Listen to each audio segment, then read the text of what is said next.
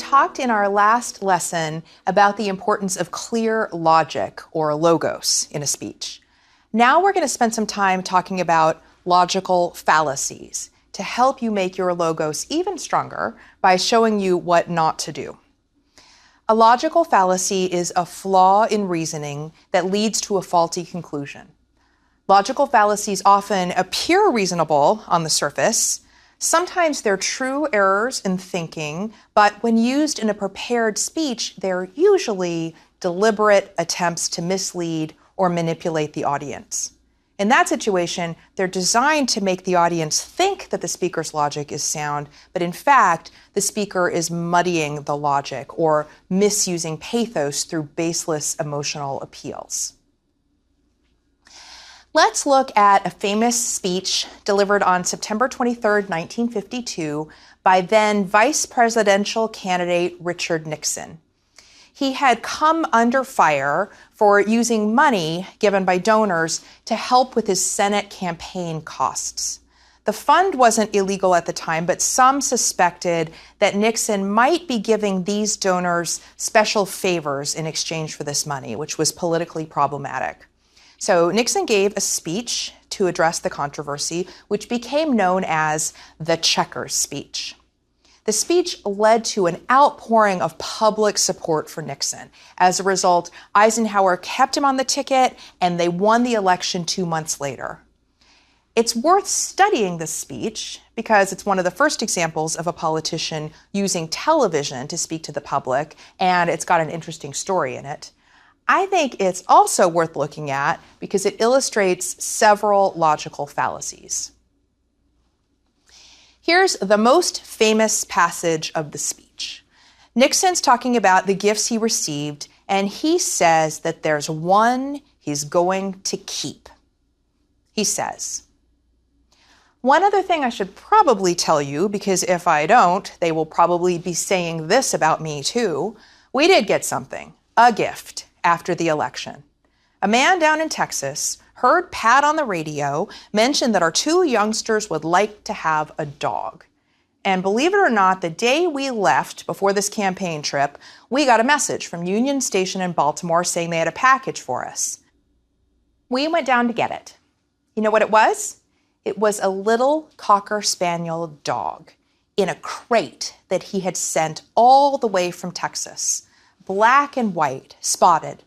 And our little girl, Trisha, the 6-year-old, named it Checkers. And you know, the kids, like all kids, loved the dog. And I just want to say this right now, that regardless of what they say about it, we're going to keep it." That passage is memorable because it uses sensory language. You can imagine that little girl and the black and white spotted dog loving each other. It's an appeal to pathos. We all feel an emotional connection to kids and to dogs, and we admire a dad who's trying to protect his little girl. And it is an example of a straw man argument, the first kind of logical fallacy I want to tell you about. In a straw man argument, a speaker unfairly represents or exaggerates his opponent's position and then attacks that, rather than dealing with the opponent's position fairly. Nixon's opponents were concerned about unfair political influence. And since Nixon himself had attacked government corruption, making it a cornerstone of his campaign, this was a real problem for him. Nixon's opponents were not worried about Checkers. They were worried about the corrupting influence of big money. But in that passage, he frames the argument as his opponents coming after the family dog. And that's what he argues about. To avoid a straw man argument, you want to make sure that you're describing the best arguments on the other side fairly and then address them head on. This is the rule of preemption that we discussed previously. Don't address only exaggerated versions of your opponent's arguments. If you do, you might please your base, but you won't persuade people who weren't already on your side. Instead, you're going to alienate those people who will feel frustrated that you seem to be willfully misunderstanding where they're coming from. And that's a pathos problem because you won't have created a positive relationship with that part of the audience. It's also an ethos problem if the audience thinks you're dodging the real questions at hand, perhaps because you don't have good responses. And it's a logos problem, because rather than addressing the questions, you are sidestepping them. Another way speakers sometimes sidestep the issue at hand is to engage in ad hominem attacks. In an ad hominem attack, one attacks the speaker rather than the argument. Ad hominem attacks quickly became a signature rhetorical move of Donald Trump during the 2016 political campaign. He coined derisive nicknames for his political opponents, such as Little Marco and Lying Ted Cruz. He referred to Hillary Clinton as Crooked Hillary and Nasty Woman. And he continued this rhetorical habit into his presidency, calling the leader of North Korea Little Rocket Man and referring to the media that reported on him as fake news or the enemy of the American people. Trump's use of ad hominem attacks was highly effective. It could be argued that they played a key role in getting him elected president. But if you're thinking of using them, keep in mind that ad hominem attacks flunk the ethos, pathos, logos test. If you engage in an ad hominem attack, you are unlikely to connect with listeners who do not already agree with you, which is a pathos problem. You're not fairly addressing the real issue at hand, which is a logos problem, and you are not demonstrating the good common sense, good moral sense, and goodwill required to exude ethos, which means that you may actually harm your own image in the eyes of your listeners. So straw man arguments and ad hominem attacks are similar logical fallacies in that they both duck the question at hand. Other logical fallacies operate by leading to a mistaken conclusion. For example, a non sequitur reaches a conclusion that is not the logical result of the premise. One thought doesn't follow the other. The Tea Party scene in Alice's Adventures in Wonderland is filled with non sequiturs. At one point, the Mad Hatter tells Alice, "Your hair wants cutting." Alice replies, "You should learn not to make personal remarks. It's very rude." And the Hatter responds, "Why is a raven like a writing desk?" That's a non sequitur. Nixon's got some of these in the Checkers speech.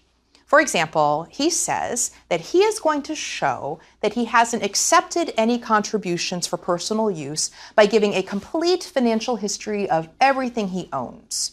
But he leads off this accounting with stories of growing up in East Whittier, one of 5 sons working in the family grocery store, and then serving in the military.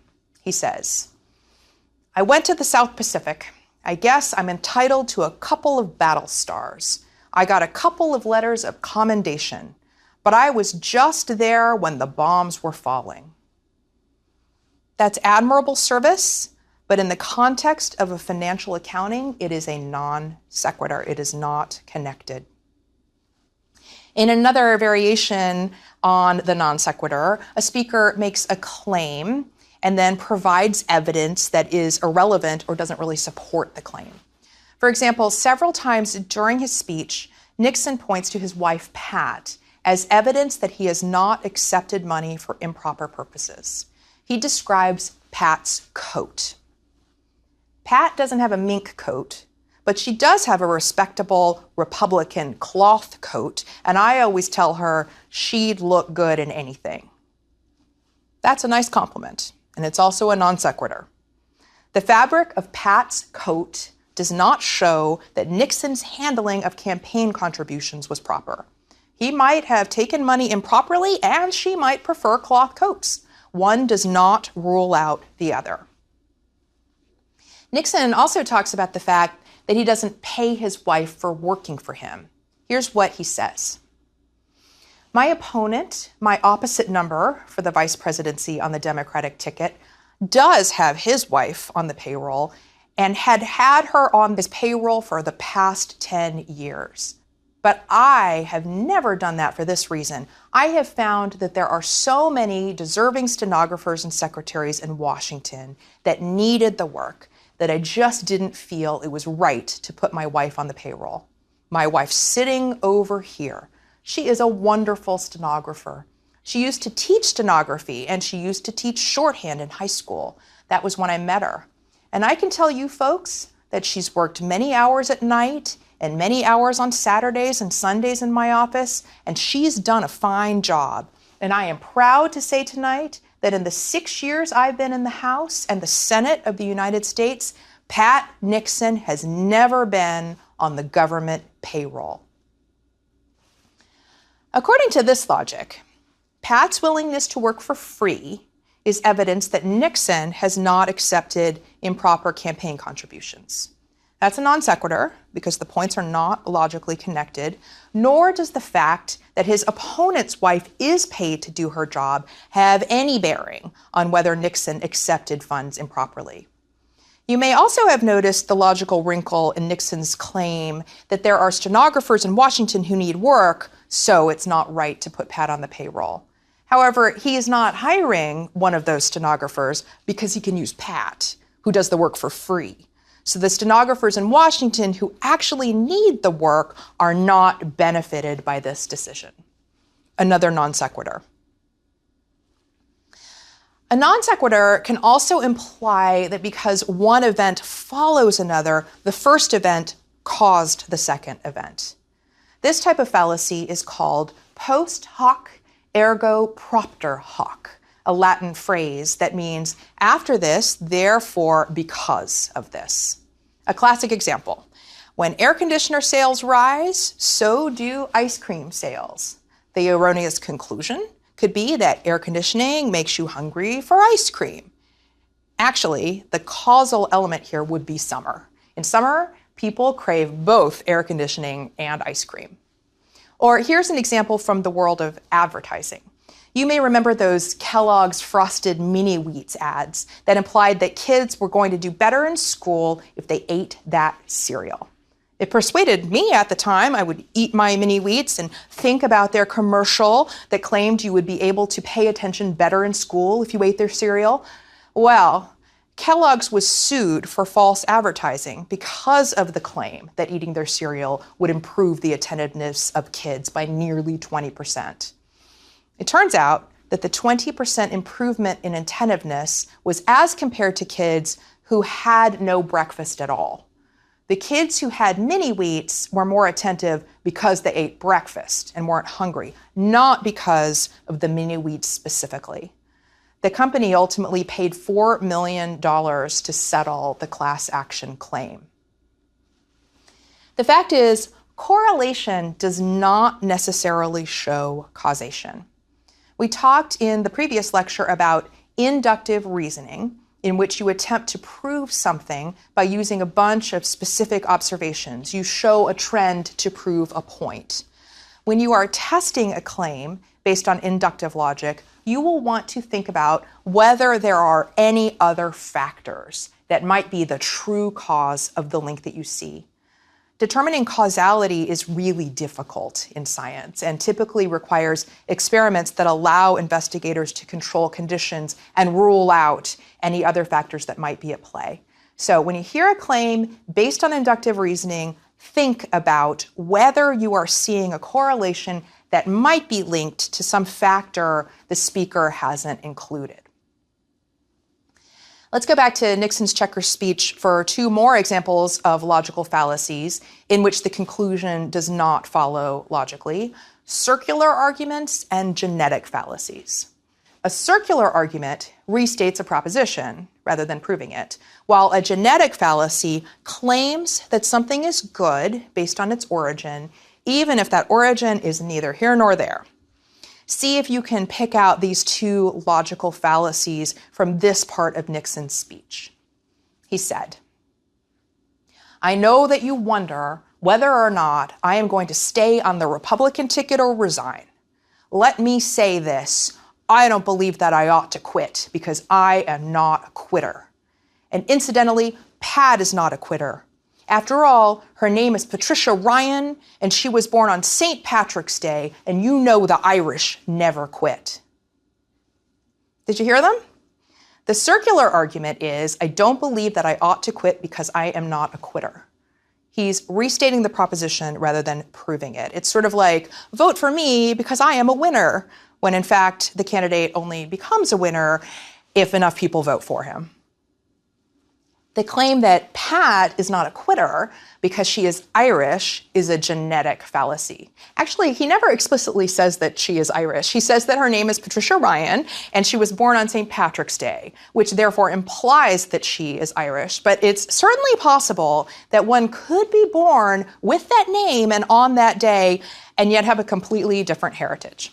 But assuming that she was, in fact, Irish, the claim that therefore one can conclude that she is also not a quitter is a genetic fallacy. In a genetic fallacy, the speaker draws a conclusion based on something's origin, even if that fact is irrelevant. Pat Nixon's heritage does not necessarily predict whether she will quit something or not. A genetic fallacy is an example of using a shortcut to evaluate a proposition. Another example of this sort of shortcut is a false analogy, in which the speaker implies that because two things are alike in some ways, they must be alike in other ways. This shows up in advertising a fair amount. A beautiful movie star tells you about the kind of makeup she wears, and you hope that if you wear that makeup, you will be as beautiful as that movie star. If only it were that simple. That's a fairly benign example, but you can also see this technique of making an illogical connection used in propaganda, where it's called transfer. Transfer involves using terms that have special, powerful meanings within a culture. Those meanings can be positive. For example, in America, images of patriotism, progress, and freedom tend to give an idea positive meaning and spark positive emotions. So you might see something like Liberty Tax Service, a tax preparation company that advertises by having employees stand by the side of the road dressed like the Statue of Liberty. That is an advertising effort to make you feel the positive emotions of patriotism and somehow connect that to their product, tax preparation, in the hope that it will make you want to hire them. The Marlboro Man does this as well. Marlboro is selling cigarettes, which can kill you. But they've got this great image of a cowboy, which summons up this American story of freedom, life on the range, go west, young man, and grow up with the country. If you smoke Marlboros, then you will be rugged and adventurous, like that cowboy. Or sometimes speakers will reach for words that have powerful negative connotations, such as racially coded phrases or words like communist or un-American, in order to stir up the audience's emotions. Nixon engages in some of this in his speech. He says, "I love my country, and I think my country is in danger.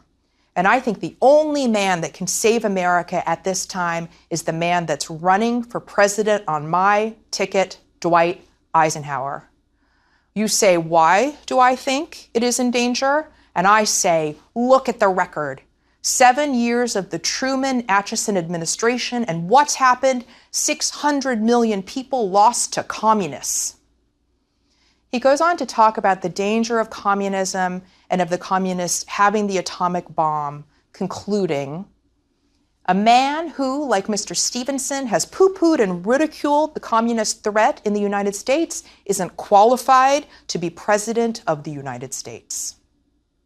Nixon wasn't alone in seeing communism as a threat to the United States, of course, and reasonable minds can differ on politics and foreign policy. But remember that the point of his speech is to explain the campaign contributions he accepted were proper. His points about danger and communism are designed to create a sense of urgency in the audience who might not care about the campaign contributions if they are focused instead on the communist threat. Nixon's certainly not the only politician to reach for loaded imagery in order to spur listeners to action. Lyndon Johnson did something similar in the 1960s in the famous Daisy ad, which we talked about in our first lecture. I want to raise it again because it illustrates another logical fallacy of which you should be aware, a false dilemma. A false dilemma suggests that a complex situation has only two possible outcomes, one of which is clearly preferable. At the end of the Daisy ad, after seeing a nuclear bomb explosion reflected in the eyes of a little girl, you hear President Johnson say, "These are the stakes, to make a world in which all of God's children can live or to go into the dark. We must either love each other or we must die." And then a narrator says, "Vote for President Johnson on November 3rd. The stakes are too high for you to stay home." So there's your false dilemma. Vote for President Johnson or die. This is also an example of a slippery slope argument, which goes something like this. If we do this thing, the floodgates will open and bad things will follow. It's like that old song in The Music Man, in which Professor Harold Hill argues that the presence of a pool table in River City means the boys will end up in sin and trouble with a capital T, and that rhymes with P, and that stands for pool. Johnson's making that argument as well. If you vote for Goldwater, you open the floodgates to nuclear war. The situation is certainly more complex than that. And if you recognize that, then you have recognized the false dilemma and the slippery slope argument. So all those logical fallacies we just covered, non sequitur, post hoc ergo propter hoc, circular arguments, genetic fallacies, false analogy, transfer, false dilemmas, and slippery slopes, they work in similar ways. They sound logical. But when you look at them more closely, you can see that the conclusion does not necessarily follow the original premise. It is not terribly important that you remember the names of each of these fallacies unless you want to trot them out to impress your friends. But it is worthwhile to be able to notice when a conclusion does not logically follow and to be able to say why. Law students spend 3 years learning how to do this. Being able to do this makes them into better lawyers. And if you can do it too, you will be a more persuasive speaker. Let's turn to another category of logical fallacies. And to do this, let me ask you a question. Which do you think is more likely to kill you, your dog or your couch? And when I ask my law students this, they say their couch because they figure this must be a trick question.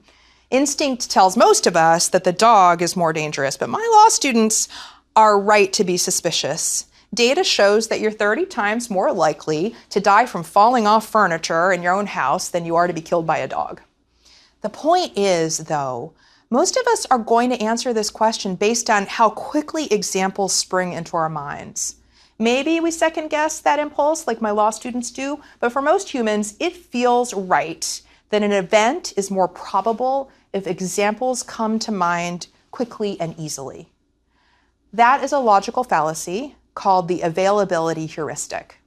The availability heuristic operates on the notion that if something springs to mind easily, it must be important, or at least more important than alternatives that are not as readily recalled.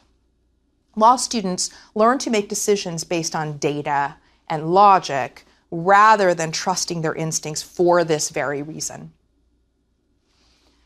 Another logical fallacy that operates similarly to the availability heuristic is confirmation bias. Confirmation bias is the tendency to look for things that confirm what you already believe and to disregard everything else. It's similar to the availability heuristic in that it's making your own pre-existing beliefs paramount. You want your belief to be true, so you look for evidence that confirms that idea and either ignore other evidence or stop gathering additional evidence. Here is a great description of the phenomenon from Johnny Cochran. Cochran, as I mentioned in my previous lecture, was a lawyer who became famous by representing O.J. Simpson in a highly publicized murder trial. In his closing argument, here's how Cochran described the prosecution's approach to the case. And so in this scenario, the prosecution had a puzzle. And it was interesting how they did this puzzle. If you've ever gone to the store and bought a puzzle, on the outside of the box of the puzzle, there is a picture. so you know what the puzzle looks like when it is finished. Well, in this case, the prosecution took a photograph or picture of O.J. Simpson first. Then they took the pieces apart. If they really wanted to talk about reasonable doubt, you don't jump to conclusions at the beginning. You don't rush to judgment and then be concerned about an obsession to win. What you do is you take the pieces and put them together, and then you come to the conclusion. They've got it all backward. It's a pretty good description of confirmation bias. It's picking only the pieces of the puzzle that give you the picture you've already decided you want, leaving the rest of the pieces in the box. So far, we've looked at 3 categories of logical fallacies. Fallacies that duck the question, fallacies in which the conclusion does not follow the premise, and fallacies that give undue weight to our own preconceived ideas.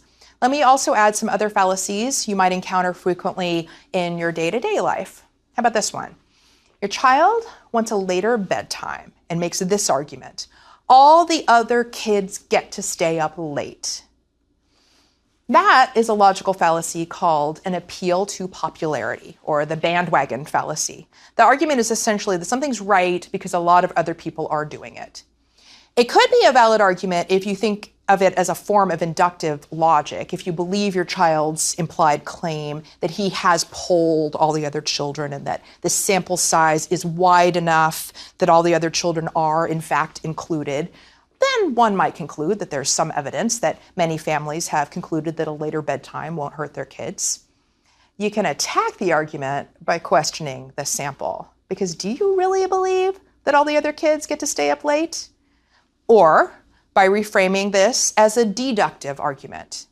As a piece of deductive reasoning, one could say that studies show that children who are 10 years old need 9 to 11 hours of sleep.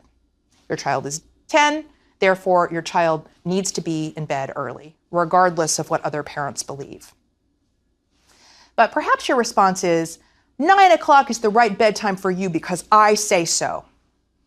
This is an appeal to false authority, in which you say something is true because an authority said it, without any other supporting evidence. Or perhaps this is a fallacy of power, which claims that if the person in charge wants it, it must be good. Now, is that really a logical fallacy? Clearly you are a good parent who has thought about what is best for your kid, so perhaps you really are an authority. But you can see why your child might question that sort of argument as she ages. A better way to respond to your child's claim that everyone's doing something might be to reach for a technique called reductio ad absurdum, which allows you to show that an argument leads to an absurd conclusion. This works if there is faulty logic in the argument to begin with. A famous example of this technique comes from Inherit the Wind, a play and later a movie about a school teacher who violated state law by teaching his students about Darwinism. He's represented by Henry Drummond, who's played by Spencer Tracy in the movie. In the climactic courtroom scene, Drummond questions an expert on the Bible about whether the Bible should be read literally, and uses reductio ad absurdum to argue that it should not. He lists various passages that are internally inconsistent with one another or are difficult to square with nature, as in this excerpt. This is Genesis chapter 4, verse 16. And Cain went out from the presence of the Lord and dwelt in the land of Nod on the east of Eden, and Cain knew his wife. Now, where the hell did she come from? Mrs. Cain, Cain's wife. If, in the beginning, there were just Cain and Abel and Adam and Eve, where did this extra woman come from? Did you ever stop to think about that? You figure somebody else pulled another creation over in the next county somewhere? Drummond's point is that taking the Bible literally is absurd. Let's try applying reductio ad absurdum to your child's claim that all the other kids get to stay up late. It might sound something like, well, if all the other kids were going to jump off the Brooklyn Bridge, would you do that too? The next time you hear an argument that might be suspect from your child or from anyone else in the world, Think about whether it falls into one of the big categories we've just discussed. Is the speaker dodging the question? Is the conclusion the logical result of the premise? Is the speaker unfairly appealing to our own untested intuitions or emotions in order to keep us from looking logically at things? Now, you might find yourself tempted to take the shortcut of a logical fallacy. After all, Nixon's checker speech got him what he wanted in the end. He got to stay on the ticket. So why not use logical fallacies? To this I say, think back to our discussion in the first lecture of this series. If the audience catches you, your credibility suffers. Ethos requires that you deal fairly with the facts and with your listeners. That's how you'll persuade in the long run.